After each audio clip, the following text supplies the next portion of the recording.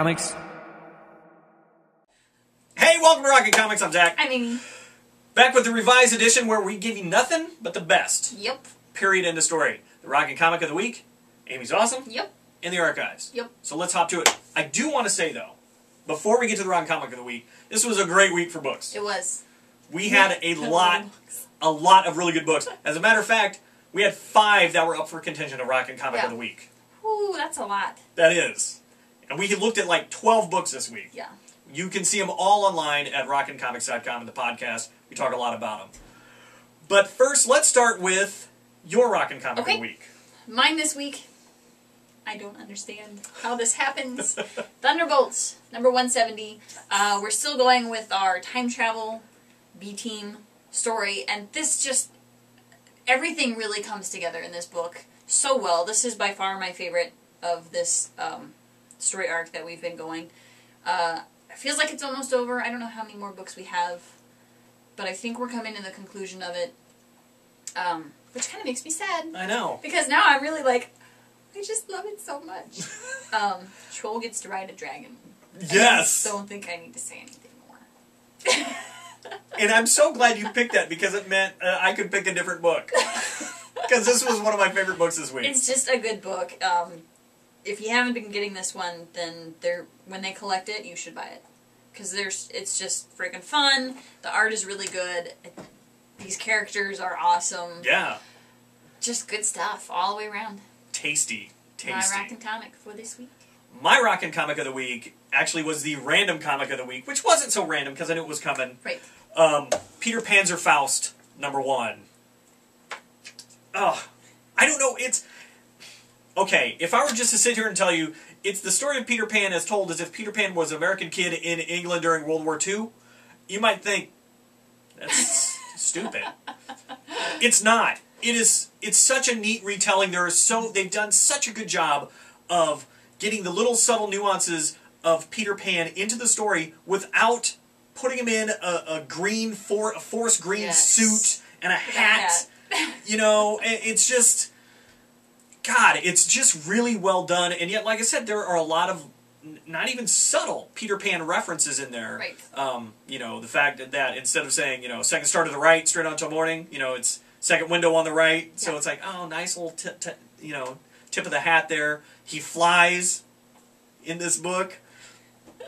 But you know what? You get caught up in the fact that, hot dang, this is a Peter Pan story and it's in World War II. This is pretty cool.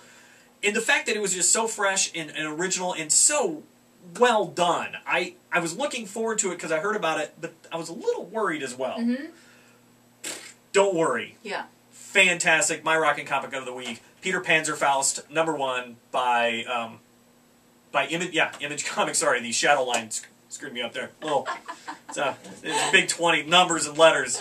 Confused. Bright lights. Big city. It's alright. There we go.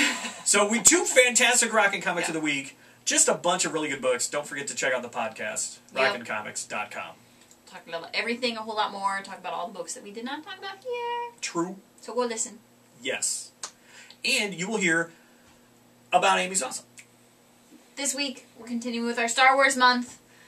Star Wars month is February, apparently. It is now. It is now. Clone Wars.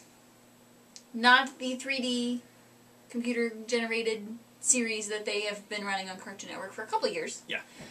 It is the shorter 2D animated stuff that they did before Episode 3 came out.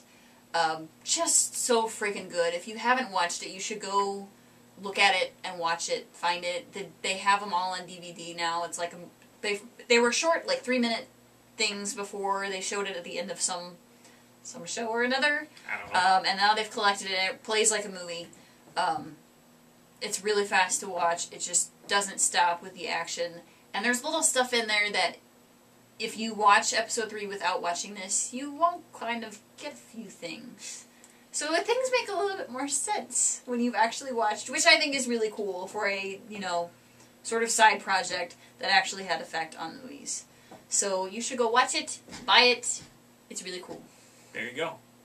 I did dig through the archives this week, and I brought out Alias, number 1. Brian Michael Bendis wrote it. As you can tell, big Max logo up here. This was one of the first 3 Max titles that Marvel put out. Max stands for adults only, please. Because, very beginning, 3 F-bombs, first page. That's all I'm saying. This is where we get introduced to Jessica Jones, who Bendis creates and then retrofits her into the Marvel Universe. She was a superhero, didn't like it, really didn't do so hot at it.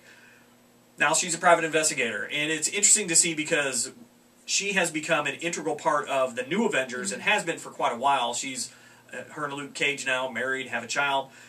This is where she starts, and it's just, man, it's really well done. Bendis' writing style is crisp and there and on it.